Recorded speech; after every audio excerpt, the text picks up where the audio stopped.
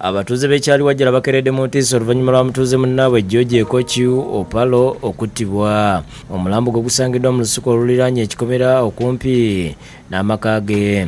Kigambwa nti omugenzi yafulumye ku ssaawa 2 ez'ekiro okugula omugaati abawaka tebazzeemu kumuwuliza kuba essimu yabadde agireseeyo munda. Naye kati ekiro nti yafulumye okugenda kugula mugaati ssaawa ng'emu zigenda mu 2 bagenze kulaba tadda ne batandika okunoonya nga tebalaba muntu. Bategeeza nti bamunoonyeza ne babulwa ne batemya ku poliisi y'ekira eyasuze ng'emunoonya. Kati ku makya ne bamusanga nga bamutidde wanene era tusanze bamukulude bukuluzi ne bamutwala paka awoola bamwe babadde bamusudde mu bitooke, bamusudde wali mu bitooke awoonya. Kyokka omulambo we gusangiddwa wabaddewo ensiitaano ekiraga nti wabaddewo okulwanagana. Bamutugumbula omulambo gwe ne bagukasuka mu butooke obuno obutuddiridde sayidi wano.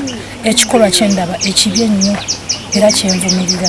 Ssaawa zaabadde 2 kitundu mu kumanyisibwa kw'enfunya. Abatuuze boogedde ku mugenzi nga bw'abadde omukakkamu era ntalina buzibu ku bantu era ng'obumenyi bw'amateeka bususse mu kitundu kyabwe ng'ono muntu wa kusatu okuttibwa. Omusajja abaddeawo nga musajja mulungi abadde atya atambula bwakubuuzako ku kitundu kuba abadde neiba waffe mulungi.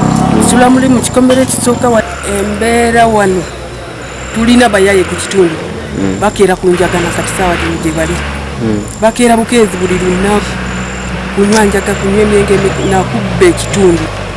Waliwo omwana muwala gwe baziika oyo tetwamanya twakitaali erima nekusanga omulambo nga baguziika. Abakulembeze okuli mmeeya wa Kira Julius Mutebinsubuga batuuseeko awabadde enjege eno ne basaba okwongera obukuumi. Ate bw'ebaamu amafuta emipiira tekuba. N'olwekyo mu mbeera eyo tusaba abatuuze tuyambeko abapoliisi. Muveeyo mwenna gye muli poliisi mutuyambe mwongere obukuumi obw'amaanyi naddala ku kyalo ky'ekyaliwajjala. Pevers ziringa pevers tezigwa ku kyalo kyange.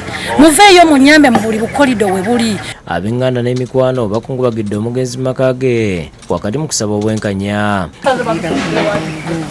Abakumadde batuyambe okuteerako batukuuma naye kiri bubi kisuuse. Juzi wali omwami yava eri wakaduuka eri kabamubye wanamutalimitirika.